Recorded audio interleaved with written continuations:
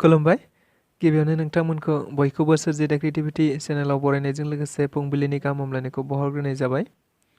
दिनैनि माखासे निउस आपडेटफोरखौ नोंथांमोननि सिगाङाव फोरमायथिना होनो आवगायनाय जालायबाय। नोंथांमोनहा भिडिअखौ नायनानै मोजां मोनोब्ला लाइक खालामगोन होनना आसा खालामबाय। लोगोसे इउटिउब चेनेलखौ दाबो साबस्क्राइब खालामाखैबा साबस्क्राइब खालामनानै लानो थाखाय गुरै खावलायनाय जाबाय। थ' बिदिब्ला जोङो भिडिअखौ जागायनोसै। गिबियावनो दङ धोरोमखौ लानानै राजखान्थि खालामनायनि थाखायनोथ' मोनसे समाव बर'फोरा फारागथि सोमजिदोंमोन। दायो आरो बेखौ बिफिएबा खालामनो नागिरदों। जों बेबायदि धोरोमखौ लानानै राजखान्थि खालामा। बाथ्राखौ बुंदों आथिखाल बिटिआरनि मानगोनां हाग्रा बिफाननि मावफुं सोद्रोमा रनजित बसुमतारी बिथाङा। नंगौ, आथिखालाव जोंनि बर'फोरनि गेजेराव राजखान्थिखौ लानानै गावखौ रायजो राजाफोरनि सिगाङाव सोद्रोम एबा रायजो राजाफोरजों मोजां मोनजानांगौनि थाखाय मोनसेया मोनसे राजखान्थि दोलोफोरखौ गावजों गाव मुंसुलायनायखौ नुनो मोनबाय थानाय जादों। बेनि अनगायैबो आथिखालाव भारतनि बिसायख'थि आय'गआ फोसावना होनाय आसामाव बियाब फोसावफिननायनि लानानै गावजों गावनि गेजेराव दाय होलायबाय थानायखौबो नुनो मोनबाय थादों।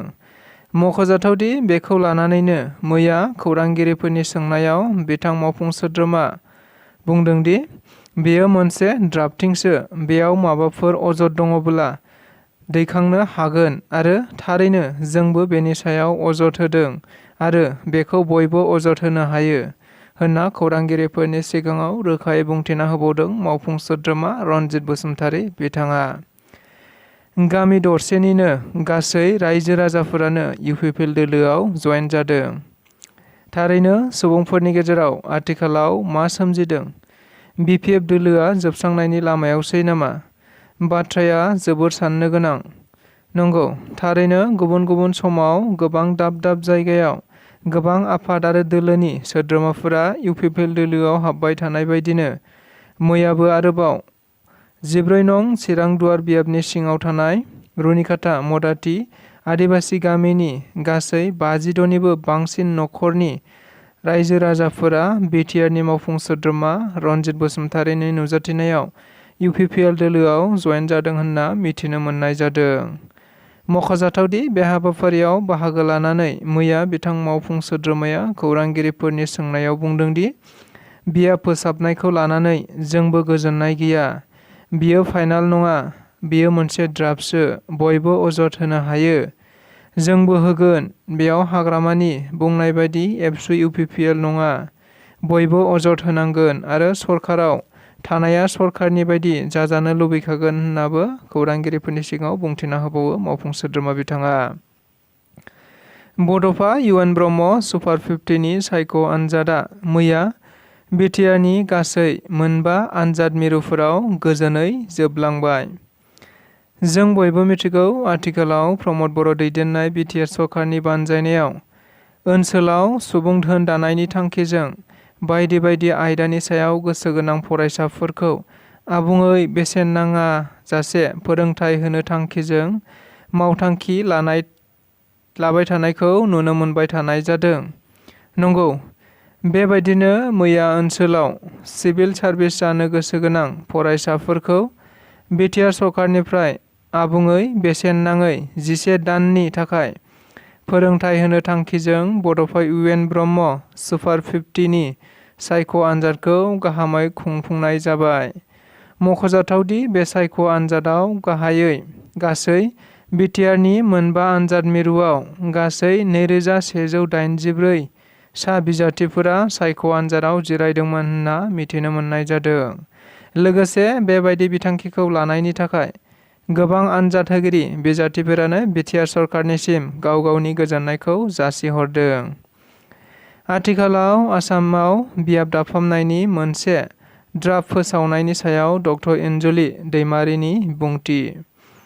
बिथाङा बुंदोंदि दानि बे बियाब दाफामनाया 6 सिडिउलनि गोहोफोरखौ गैया खालामनो थांखिजोंनो खालामनाय जादों।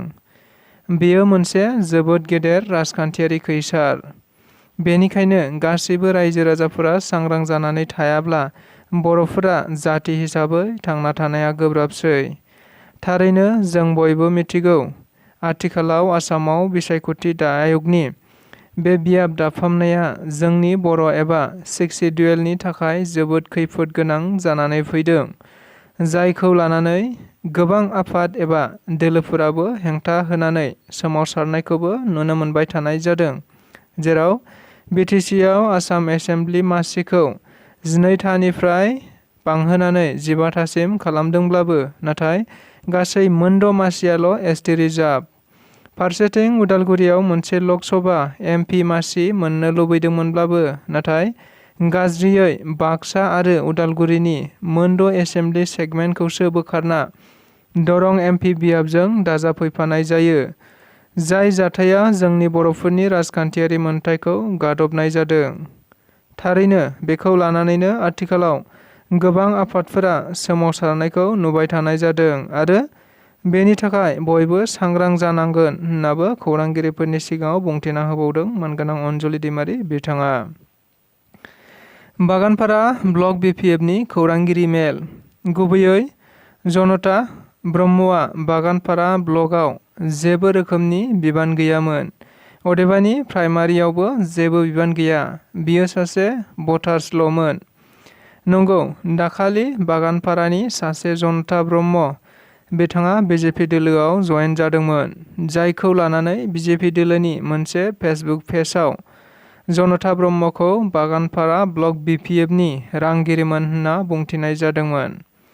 मख'जाथावदि बेबायदिनो बे खौरांखौ लानानैनो रायजोफोरनो रोखा खालामना होनाय थांखिजोंनो मैया बागानपारा ब्लक बिपिएफनि गाहाय नेहाथारि सतन रामसियारि बिथाङा मोनसे खौरांगिरि मेलनि गेजेरजों बे बाथ्राखौ रोखा खालामना होनाय जायो। आरो जनता ब्रह्मखौ जा बिबाननि मुं होनानै फोसावनाय जादोंमोन बेखौबो बोखांना लाफिननो थाखाय बिजेपि दोलोखौ खावलायहरनाय जायो होनना खौराङाव बुंथिदों। बिएलए आरो केएलअनि गासै सा-7 सोद्रोमाफोर हमजादों। नंगौ, जों मिथिनाय बायदिब्ला आथिखालाव बर' माहारिनि गेजेराव गोदान हाथियार लाग्रा आफाद बर' लिबारेशन आर्मी मुंनि जोनोम जानायखौ जों बयबो समाजारि बिजोंनि गेजेरजों मिथिनो मोननाय जादों। थारैनो मिथिनाय बायदिब्ला मैया आसाम, नागालेण्ड आरो वेस्ट बेंगलनि सिमानि सेराव केएलअ आरो बिएलएनि आरो मुं लानानै बायदि बायदि रां दाबिनायजों सोमोन्दो थानाय गासै सा-7 सोद्रोमाफोरखौ हमनो हानाय जायो होननानै डिजिपि जिपि सिं बिथाङा फोरमायना होदों।